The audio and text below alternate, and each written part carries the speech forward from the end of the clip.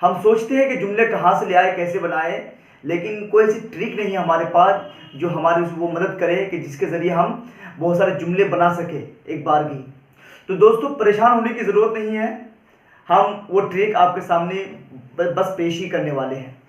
तो दोस्तों देखिए यहाँ पर दो जुमले आप देख रहे हैं। अस्सलाम वालेकुम वरहमतुल्लाहि वबरकातुहू। Welcome to our channel dear friends and brothers.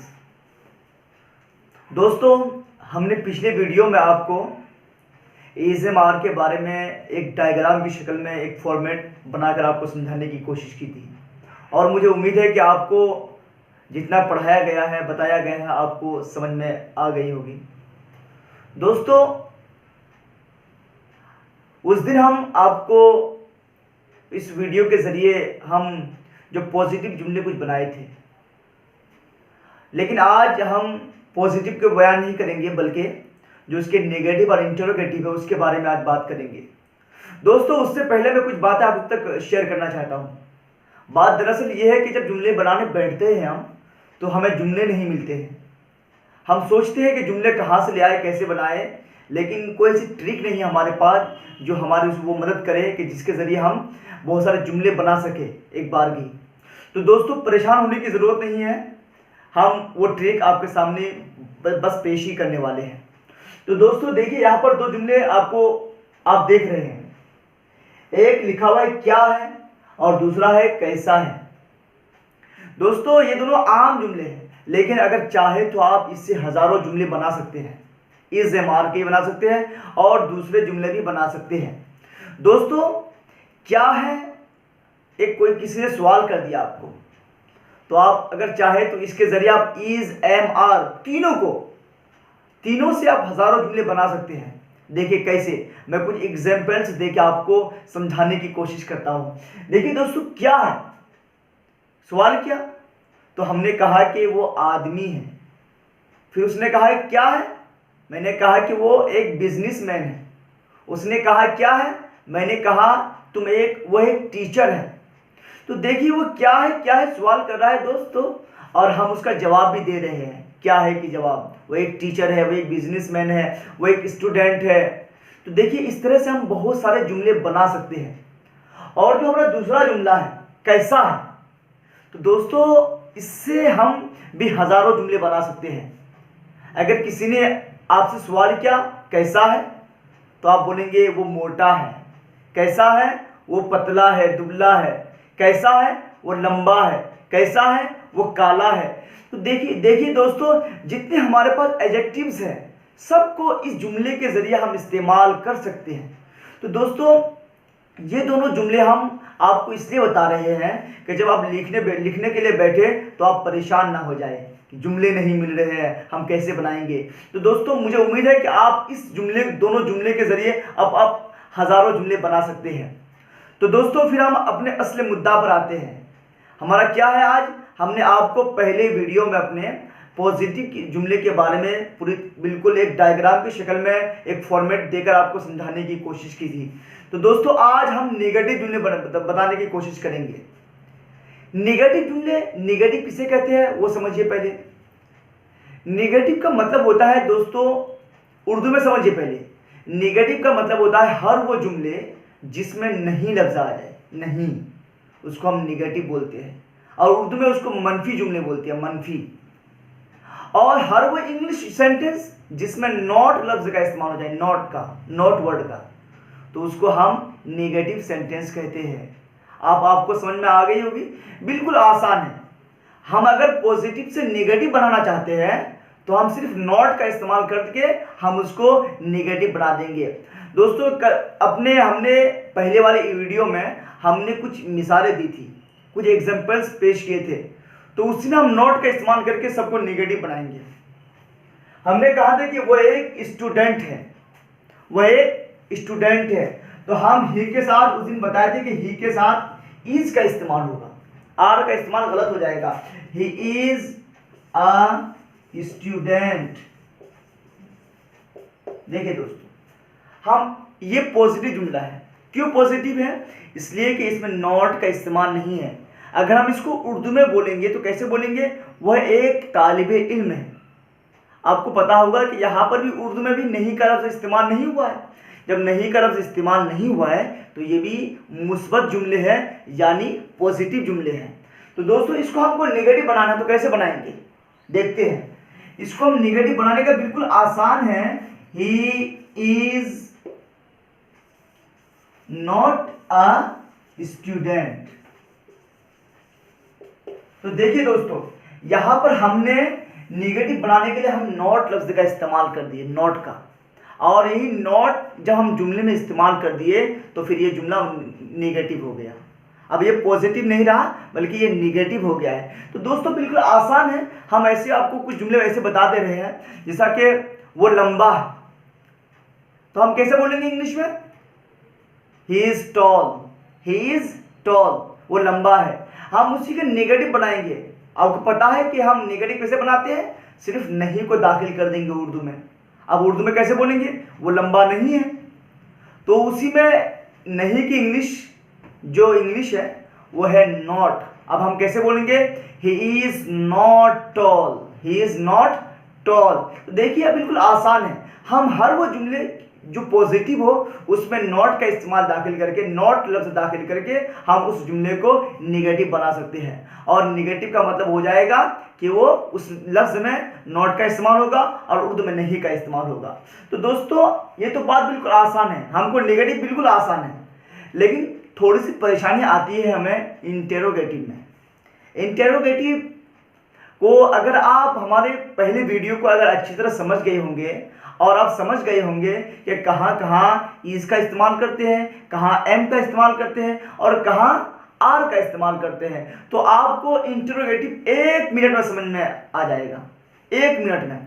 लेकिन अगर आपने उस वीडियो को गौर से नहीं देखा, नहीं समझा, तो यहाँ पर परेशानी हो सकती है। लेकिन कोई बात नहीं, फिर से मैं आपको समझा दे रहा हूँ कि इंटेरोगेटिव का मतलब ये होता है, मैंने उस दिन बताया था कि जो बी फॉर्म है, बी इज एम आर जो है, इज एम आर, ये प्रेजेंट, सिंपल प्रेजेंट है और ये बी के फॉर्म है, सब के सब तीनों इज एम आर। इसका जो पास्ट है वो है वाज वर्ड और पास्ट पार्टिसिपल जो है वो है बीन। तो दोस्तों अब हम बी को जब समझ गए हैं, इज एम आर को समझ गए हैं, तो हम इंटेरोगेटिव कैसे बनाएंगे, इंटेरोगेटिव कैसे बनाएंगे? देखिए दोस्तों, इंटेरोगेटिव का मतलब क्या होता है वो समझिए आप लोग पहले। इंटेरोगेटिव का मतलब होता है सवाल करना। क्या करना? सवाल करना। अब इंटेरोगेटिव सेंटेंस का मतलब क्या होगा? सवालिया जुमला, यानी वो जुमले जिससे हम दूसरे को सवाल करते हैं, दूसरे से सवाल करते हैं, उसी को इंटेरोगेटिव सेंटेंस बोलते हैं। अब उसको बनाने का क्या तरीका है, हम उसको आपको आसान से एक रूल के एतबार से हम आपको समझाने की कोशिश करते हैं। देखिए फिर से बता रहा हूं, बी इज एम आर जो है, इज एम आर को शॉर्ट में, क्योंकि ये बी के फॉर्म है सब तीनों, इसलिए हम उसको बी ही लिखेंगे। जब हम बी लिखेंगे, बी का प्रयोग करेंगे, तो आप समझेंगे कि यहां पर इज एम आर तीनों मुराद है, तीनों मुराद है। तो देखिए हम इंटेरोगेटिव कैसे बनाएंगे? सबसे पहले हम बी को लेकर आएंगे हमेशा, उसके बाद प्लस के साथ सब्जेक्ट का इस्तेमाल करेंगे, सब्जेक्ट का इस्तेमाल करेंगे, उसके बाद फिर ऑब्जेक्ट का इस्तेमाल करेंगे। देखिए ये शॉर्ट है, सब्जेक्ट को पूरा नहीं लिखेंगे, एस यू बी लिख के, ऑब्जेक्ट को ओ बी जे लिख करके हम छोड़ देते हैं। दोस्तों अब देखिए, जब हम बी को जुमले के शुरू में कर देते हैं तो वहां पर लफ्ज़ क्या खुद ब खुद पैदा हो जाता है। अब हम इंटेरोगेटिव के जुमले कैसे बनाएंगे आपको बता रहा हूं मैं। उर्दू में कैसे बोलेंगे हम उर्दू में बोलते इस तरह बोलते हैं, क्या वो एक स्टूडेंट है, क्या वो एक स्टूडेंट है। तो हम जिससे सवाल कर रहे हैं या जिससे पूछ रहे हैं तो उसका जवाब देना पड़ता है, हाँ यस या नो से जवाब देना पड़ता है। तो दोस्तों देखिए, हम उससे सवाल कर रहे हैं, हम उससे सवाल कर रहे हैं, तो हम कैसे बनाएंगे? क्या वो एक स्टूडेंट है। आपको हमने पिछली वीडियो में बताया था कि ही के साथ क्या इस्तेमाल करेंगे। आपको पता होगा कि वो थर्ड पोजीशन में था, थर्ड ग्रुप में था और वो सिंगुलर में था, तो हमने उस वक्त वहां पर भी हम इज का इस्तेमाल किए थे, तो हम वैसे ही इस्तेमाल करेंगे। अब देखिए सब्जेक्ट के हिसाब से हम बी को ले आएंगे। अगर सब्जेक्ट सिंगुलर है तो हम इसका इस्तेमाल करेंगे। अगर सब्जेक्ट या प्लूरल है तो आर का इस्तेमाल करेंगे।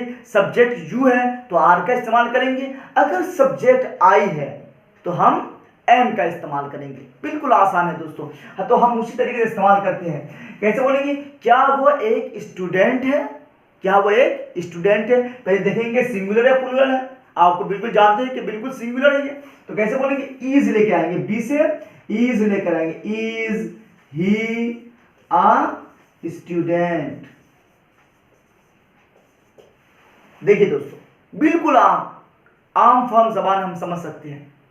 देखिए, हम जानते हैं कि इज जो है यहां पर वो सिंगुलर है, प्लूरल है नहीं। और इसके साथ हम वहां पर ही के साथ हम वहां पर इज का इस्तेमाल किए थे, इसलिए हम सब्जेक्ट के मुताबिक यहां पर बी का इस्तेमाल करेंगे। बी मतलब इज एम आर। ऐसे एक जुमला लेते हैं, क्या तुम टीचर हो? क्या तुम स्टूडेंट हो? हम स्टूडेंट की मिसाल लेते हैं ताकि और समझ में आ जाए। क्या तुम स्टूडेंट हो? देखिए क्या बनाएंगे, क्योंकि यू के साथ हम बार बार बताए थे कि यू के साथ हमेशा आर का इस्तेमाल होगा, तो हम यहां पर भी आर का इस्तेमाल करेंगे। देखिए आर, अब सब्जेक्ट क्या है? तुम, तो तुम की इंग्लिश यू है, तो हम बिल्कुल आराम से बताएंगे आर यू आ स्टूडेंट।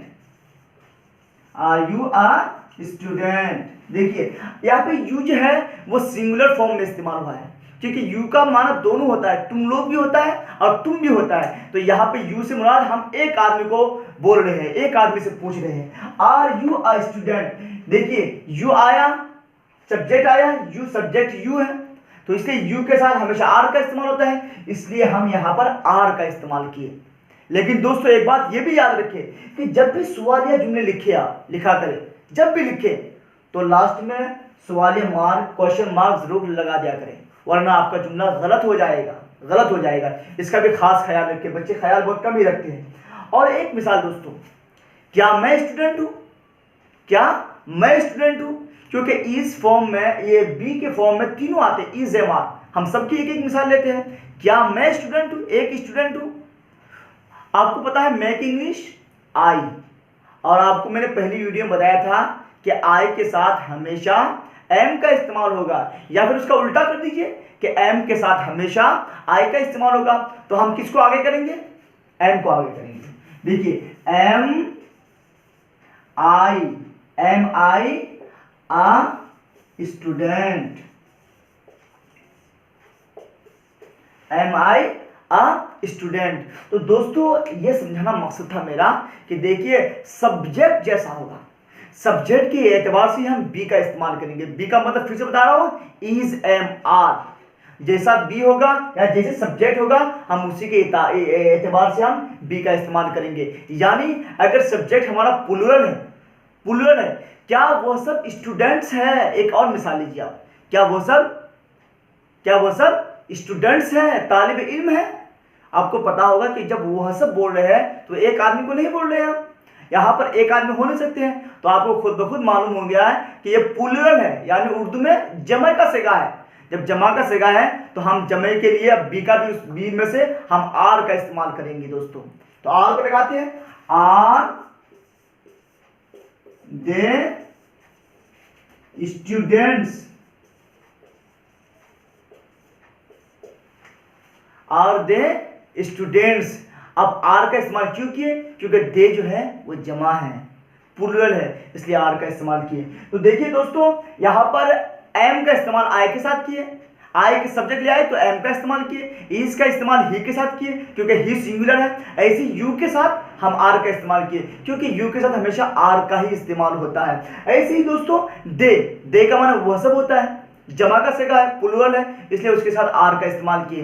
दोस्तों जब आपको जुमले ना समझ में आए कि हम कैसे बनाएं, तो आप ये दोनों को प्रयोग करेंगे, ये दोनों जुमले को प्रयोग कीजिएगा। वो क्या है, वो क्या नहीं है। अगर वो क्या है बोलेंगे तो वो एक स्टूडेंट है, बना लिए। वो क्या है, आप उस हिसाब सवाल बनाना शुरू कर दीजिएगा। कैसे है, तो उसके जो जितने भी एडजेक्टिव्स है सबको इस्तेमाल करना शुरू कर दीजिएगा। तो दोस्तों हम ये थोड़ा समझिए, अगर जहां समझने में दिक्कत हो इंटरोगेटिव या नेगेटिव में, नेगेटिव तो बिल्कुल सिंपल है कि हम सिर्फ उसको नॉट का इस्तेमाल करना है, नॉट का इस्तेमाल करके हम उसको निगेटिव बना देते हैं। हमेशा हमेशा इस बी के बाद जब निगेटिव यूनिट बनाएंगे हम इसमें, तो बी के बाद हम नॉट का इस्तेमाल कर देंगे तो वो निगेटिव यूनिट बन जाएंगे। ये बिल्कुल आसान है। लेकिन इंटरोगेटिव में जो हम बी का इस्तेमाल करेंगे वो सब्जेक्ट के एतबार से करेंगे। सब्जेक्ट वाहिद हो, सिंगुलर हो तो इसका इस्तेमाल, प्लूरल हो तो आर का इस्तेमाल, और अगर आई का इस्तेमाल सब्जेक्ट हो, आई सब्जेक्ट हो तो हम उसके साथ एम का इस्तेमाल करेंगे। तो दोस्तों मुझे उम्मीद है कि आपको ये बातें समझ में आ गई होंगी। यहाँ से इज, एम, आर की बातें चैप्टर खत्म होती है। इंशाल्लाह फिर अगले वीडियो में हमारे वॉइस वर्क के बारे में बात करेंगे। तो अगर कोई बात ना समझ में आए आपको, या कोई शक हो किसी चीज़ में, आपको समझ में नहीं आ रही है, दिक्कत हो रही है किसी चीज़ में, तो आप ज़रूर कमेंट बॉक्स पर, चैट बॉक्स पर आकर अपने एडवाइस दें, ओपिनियन रखें, अपनी परेशानियां बयान करें। इंशाल्लाह हम अगले वीडियोस में इसको ख़त्म करने की, परेशानियां ख़त्म करने की भरपूर कोशिश करेंगे। और दोस्तों जिन्होंने हमारे हौसला अफजाई की और बोले कि अक्सर बनाते रहिए, हम सबका शुक्रिया अदा करते तहे दिल से। इंशाल्लाह आप लोग देखते रहिए इंशाल्लाह, और हमारे हौसला अफजाई कीजिए। इंशाल्लाह हम ऐसे ही बनाते रहेंगे। बहुत बहुत शुक्रिया दोस्तों। अस्सलाम वालेकुम व रहमतुल्लाहि व बरकातुहू।